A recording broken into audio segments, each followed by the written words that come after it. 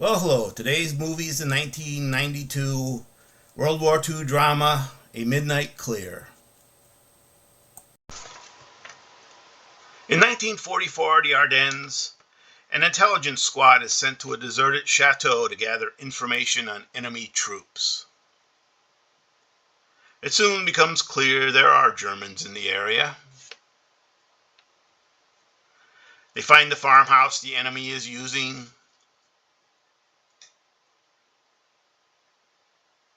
They are startled by Germans aiming their weapons at them, but the enemy disappears instead of firing.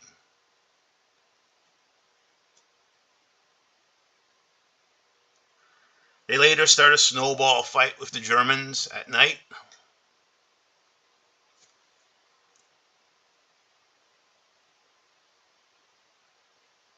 The Germans leave a snowman and a map indicating they want a meeting.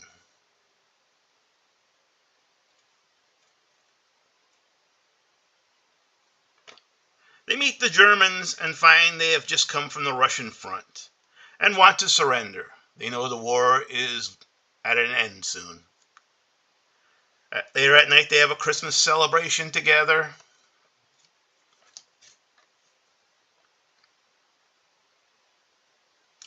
They arrange to stage a fake battle so that it doesn't look like the Germans surrendered without a fight, as this could endanger families at home.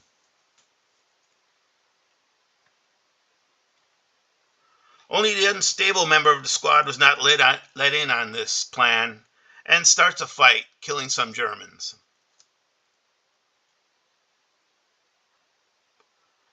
The Germans are killed, and one of the squad is killed and another wounded. They then must escape the German offensive. They evade the Germans. They then disguise themselves as unarmed medics and make it back to their lines. So this World War II movie starred a number of up-and-coming stars, Ethan Hawke, Matt Dillon, Gary Sinise. And it was filmed in Park City, Utah, on a budget of $5 million.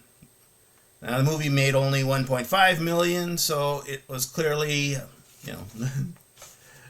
viewed as a flop. Although it did get a lot of positive critical review. And apparently also it was one of the most coldest winters in 82 years, with temperatures running between 2 to 18 degrees Fahrenheit, with it getting below 11 at night. And Park City, Utah was chosen because, the forest pretty much looked like what the Ardennes looked like back in 1944. Apparently the real Ardennes is pretty much built up and couldn't really be used. And, this is it's an interesting movie, I guess. I mean, it was based on a book by William Wharton.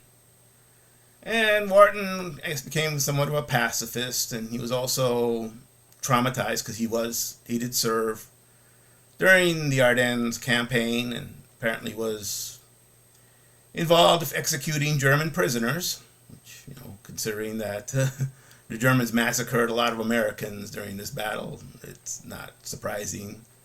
There would be some retaliation, but he had a real low opinion of humanity in that. And this is a kind of it's an interesting movie, I'll say that. I mean, it has some very weird moments in it, very surreal type moments. Like, when they use blood to make crosses on themselves and pretend they're medics. Or, this weird little scene where they found a woman while on, leave for sex. And yeah, it's just kind of, there's some real surreal scenes. Like an American and German just frozen solid in the middle of the road. Obviously, this is, a very anti kind of war movie. And I guess it does a decent job of that. I kind of found it, though, just a bit, convoluted. I mean, this, whole idea that they have to try and fake some kind of battle or something. I mean, and then this one member of the squad who's just a little bit off, the Gary Sinise character. Apparently, his a baby at home died, and he's just going nuts about that. It doesn't really explain a lot why they didn't let him in on it, or why they, it's a kind of convoluted thing. It just seems so manufactured, and that kind of loses a lot of, a lot of it for me. So I mean, it's an okay movie. I mean, it's competently done, has some great acting. John McGinty plays the major of the regiment they're at, and he's a super asshole. That guy is apparently made a career of playing assholes and does a very good job of it. In the commentaries or in special features, it does talk about that. There was probably a lot of officers like this during the war. I mean, they had millions of people they were putting into the army, and they needed officers, and a lot of them, just became officers because they had a good degree or something. The McGinty character was apparently a mortician in civilian life. Which isn't really big, strong qualification to lead troops. It was an interesting movie. But it's not one of my favorite movies by any means. I mean, I'm more the action type World War II movies, like The Dirty Dozen, Guns of Navarone, Bridge Too Far. Those are really fun movies. I really prefer more of that. Like I say, it's interesting. It's a bit sad, a bit weird. If you want to check it out, you can. And if you don't, that's fine too. So, if you stuck with me this long, I thank you. You're a unique individual.